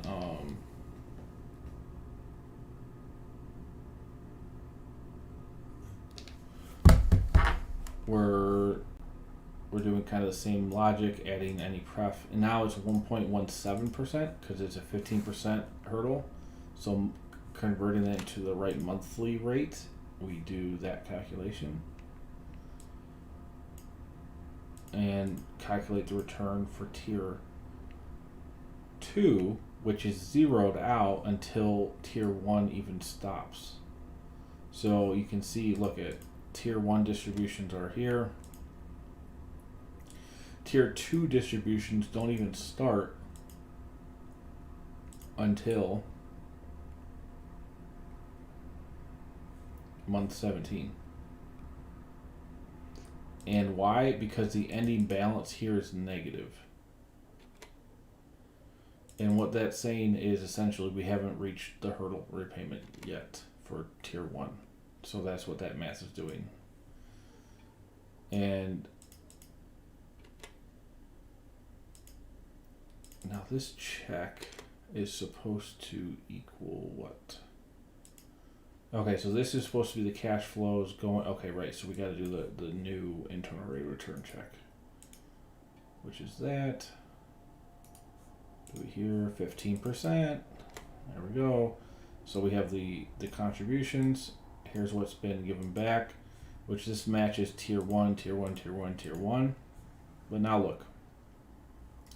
So tier 1, 148, then 92, and then after 92, there's still 205,000 left. So another 112 is split based on that the new hurdle. And then that goes until 15% is made, which it actually does it in that month. So we actually are getting all the way to tier 3 on this month alone. And so we have some tier 2 for the general partner. Up to fit now, because this is saying this cash flow is all based on the investor has now gotten past a 15% hurdle. So this is 15 up to 20. The first one was up to 10. The second one, well, that was from 10. That's to 10 to 15. Not up to 20. This is up to 15%. So now, as soon as 15% is reached, we're going to go to tier 3. And then after that, you can define the final split thereafter. Tier 3, this, and then it should all be fine. Let's just fix the check. There we go, 20%. So now, you can see the LP, there's the cash distribution, here's what they get. Boom, boom, boom, boom, boom. You're actually still in month 17. And you've got a 20% internal rate of return in that month. So this 205,000 actually got us through hurdle 2, which is possible, it happens, and hurdle 3. And now, thereafter, we're saying it's split 50-50 the rest of the way. And we now have a wonderful, well, now what? Wonderful distribution schedule. Let's fix these last references. Okay, so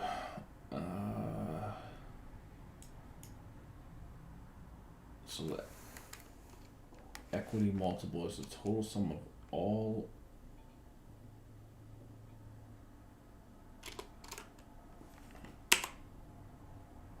because this is based on one period being negative, but now we have multiple. So let me think.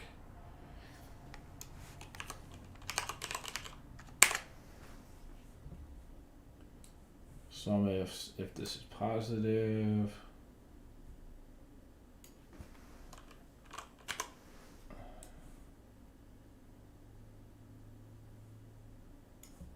that is greater than 0. Dang it. Right, so that's the total amount received, but we want to divide that by the amount contributed. So divided by this, and this is going to be a negative, and this is going to be less than 0. And so 137 equity multiple, super high, but, and we're getting rid of this stupid XIRR, and we're going to do our IRR calculation instead, raised to 12 periods. So bring this down to here, 316%. And then we can just copy this and paste it. Did I do, and then we could also do a consolidated one, I guess. Normally I don't. That's fine. As long as the check is 0, we're good to go. That means the cash flows here equal the actual cash here, which is the sum of both of these. So that should always match which it is.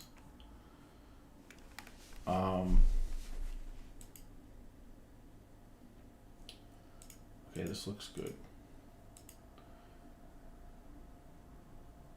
We can say, let's increase this a little bit. Let's just, we need a bigger number here. Let's say 5 million. And let's spread these out a little.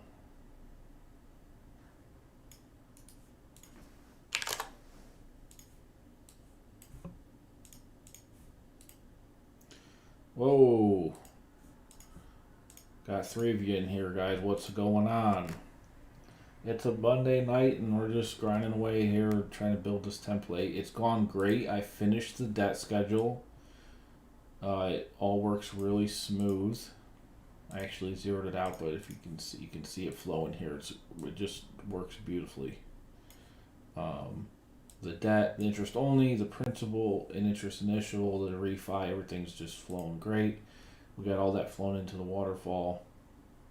Now I just raised this to 5 million because I wanted a bigger investment just to match the rent a little better. So, and it's still a huge, insane return. Let's do the exits a bit higher. Let's do exit caps at like 10. Okay, I'm still super high on these.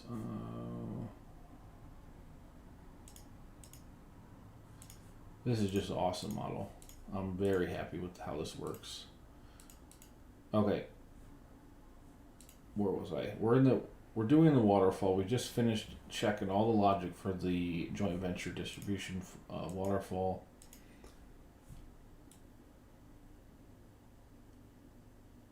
We got out to 120 months. Exit's still high, you know. Let's do like a 12% cap. I don't really feel like messing with the rent stuff. Just want to see this. Okay, whatever, that's fine. All right, let's do the discounted cash flow analysis now for each investor. So this is going to show what they're contributing, what they're getting back, the investor and sponsor, and the discounted cash flow. Now let me see, what do we do here? So, because I pulled this from the other model. Discount rate, so this is going to be hard-coded value. Let's say 15's fine.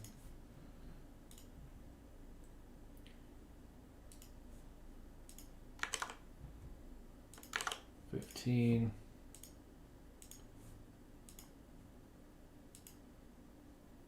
Now, okay, right, so there's no month 0, so we're not doing month 0, just fine. This is month 1, and going forward, let's see, and then just offset this back to here. And that's discounting it, put this one over. And you can see these calculations we're already doing the, you know, raise to 1/12 minus 1 properly. Alright, just drag these all the way over and we're done with this. Make sure this is going all the way to the end. It is. So net present value for the investor and sponsor at a discount rate.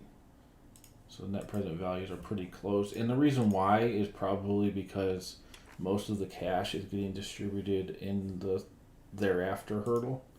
Let's say I put this to like 60-40, it's going to change quite a bit. Yeah, 12 million versus 18 million now.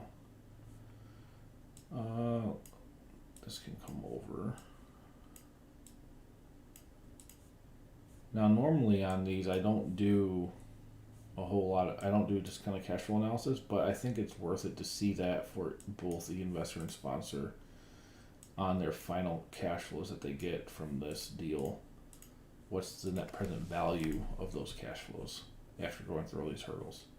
We know the internal rate of return, we know the equity multiple, now we know the net present value as well. And this is just taking the cash flow to go on each party and discounting it based on the monthly periods. Okay, this is awesome. So this is done here. The next thing I need to do, because there's still some time left. Let's copy this into an annual cash flow.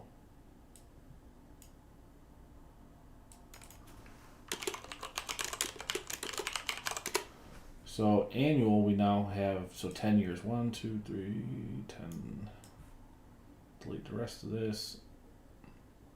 And then after we have this, I'm gonna roll it up into an executive summary, which is gonna look more like an income statement. And then I'm also gonna put these distributions on there on an annual basis. It's always, whenever you have monthly, it's always easy to go to annual, but it's hard to do an annual only sometimes when especially with this refi logic stuff. So doing the monthly, it takes more time, it's more tedious, but it's better in some cases like this one.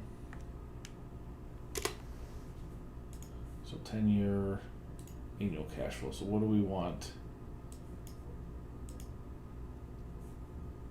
What's this first set of logic? So we did max units to be rented.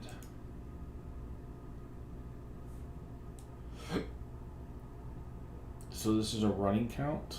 So I'm just going to pull in an index formula. Just give me the value if it matches the end of the year. And I only want the column. So match end of the year, date.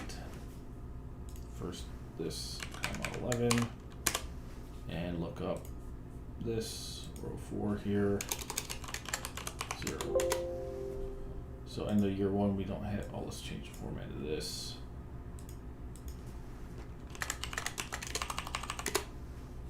And then date 12, go to the next year. So 10 years. We don't need the quarters or months in there.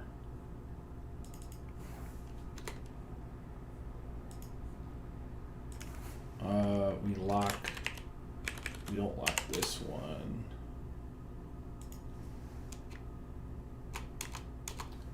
We lock C4 and we lock monthly reference.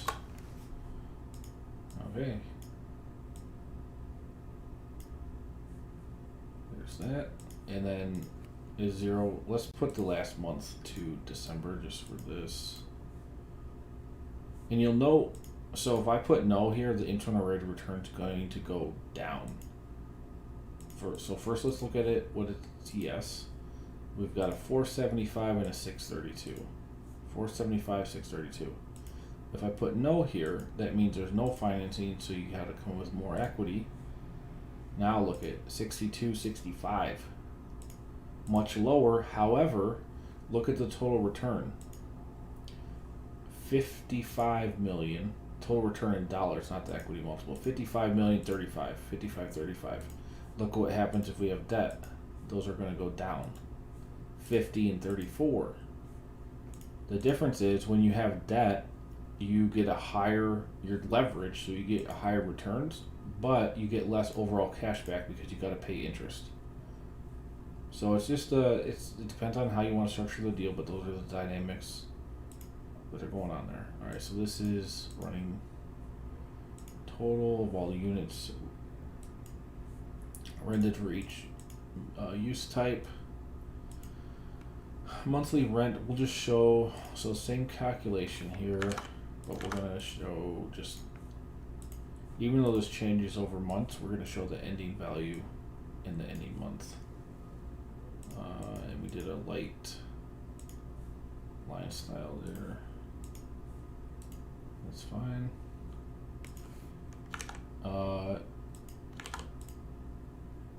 Now this max rental revenue.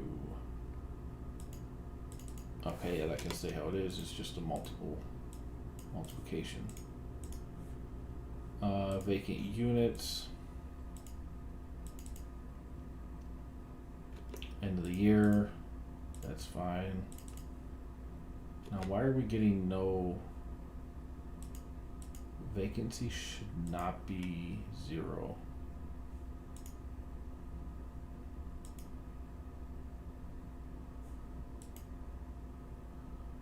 Let's see. So let's go to here. I know our vacancy is a 0. No, it's not. So at the end of, did I lock? Am I getting 37 here?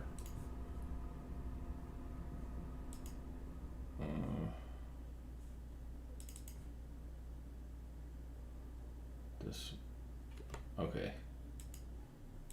So here, actual units rented, I need to, wrong formula, yes, let's put that in. And there we go. Makes sense.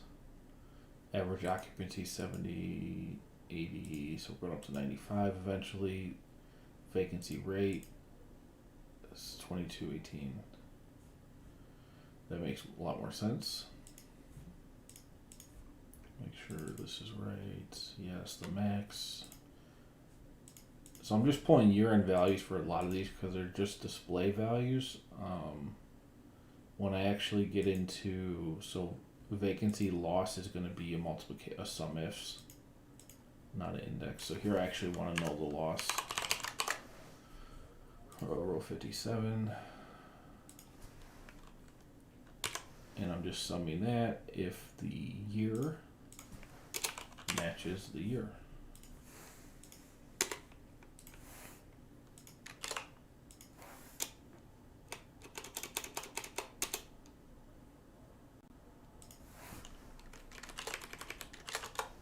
And we can let the first one drag. Now we see the actual vacancy loss each year. Gross monthly rent. I want to keep the conditional formatting, so I can't copy paste, but I got to make sure that's going down to 67 now.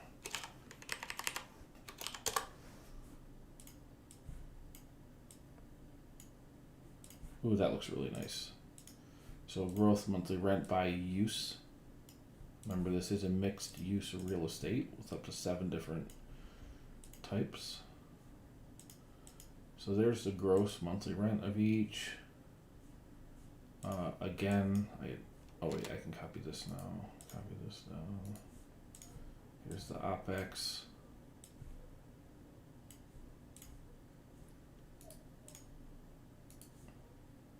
Oh, okay, so yeah, we can copy. So this is going to be Control C, Control V, Control V, Control V, Control V, Control V, Control V.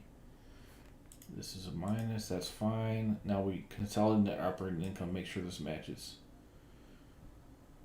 46,314,000.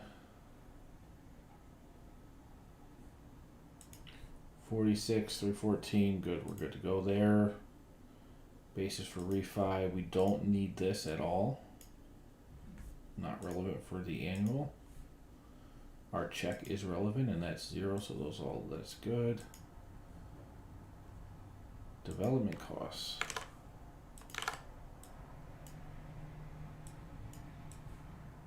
We want to know all of that. Okay, this check is not relevant because this is looking at a monthly. We don't have an annual roll up of the development cost other than this right here.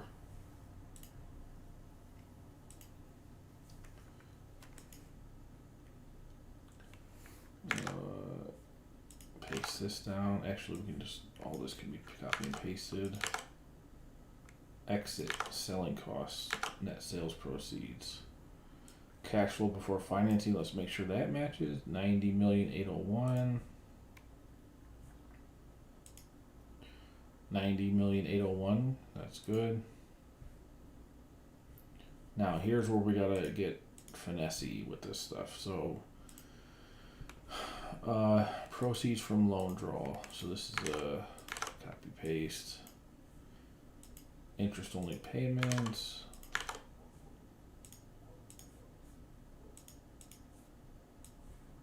We'll just do light bottom borders here, it's fine. And then, so this can all be copy pasted nicely.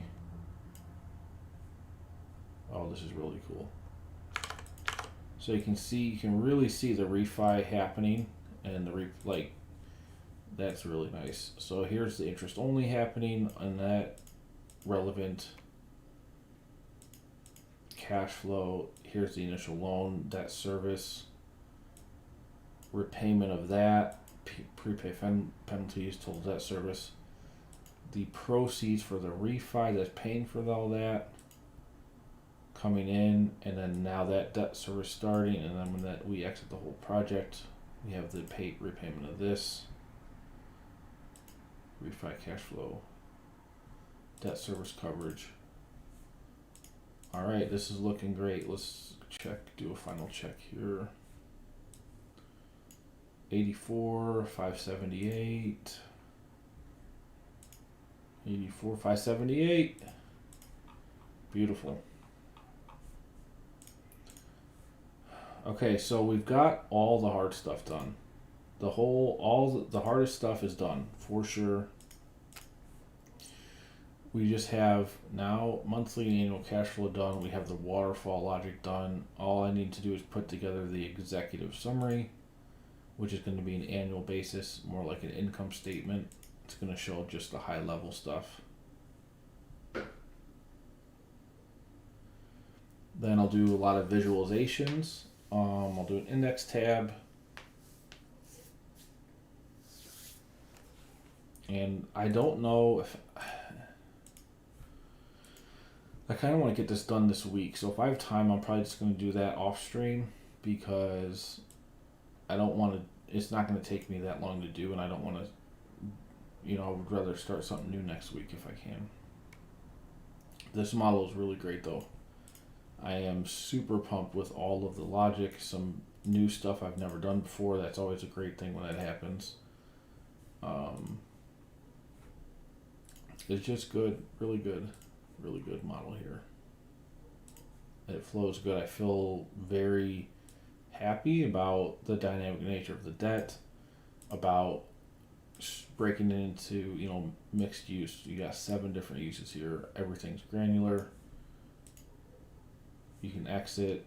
I mean, it's just really good model here. The waterfall's flowing nice, super dynamic. So I'm probably going to just post this for $45 too, even though I think it's worth thousands. But I know it's not going to be bought by that many people if it's 1,000. If it's like 45, you get a lot of people who are just trying to learn or understand will buy it, and not just people who are using it. Obviously, the people who are using this for real deals, $1,000 is nothing to them, literally. But for the average person, and I want to make more than a couple sales a year on it, I need to charge only $45. Okay, so when that is done, the link to buy it will be in the description box of all the actual live modeling videos. I'll do an overview video of the whole thing when it's done. If you want to support, check out SmartHelping.com. I've got all my templates listed there. under the top tab of financial models. I've got bulk discounts if you want, by volume and by category. Check that out. Thanks for checking out the stream. I think we hit a record today with the amount of people coming in and out, so that's nice to see. Keep going. It's fun for me because I got to do this stuff no matter what, build templates. So if I can do it live and get a little bit more of a connection with the community, that's great. So that's what I'm doing. Okay, see you guys on the next one.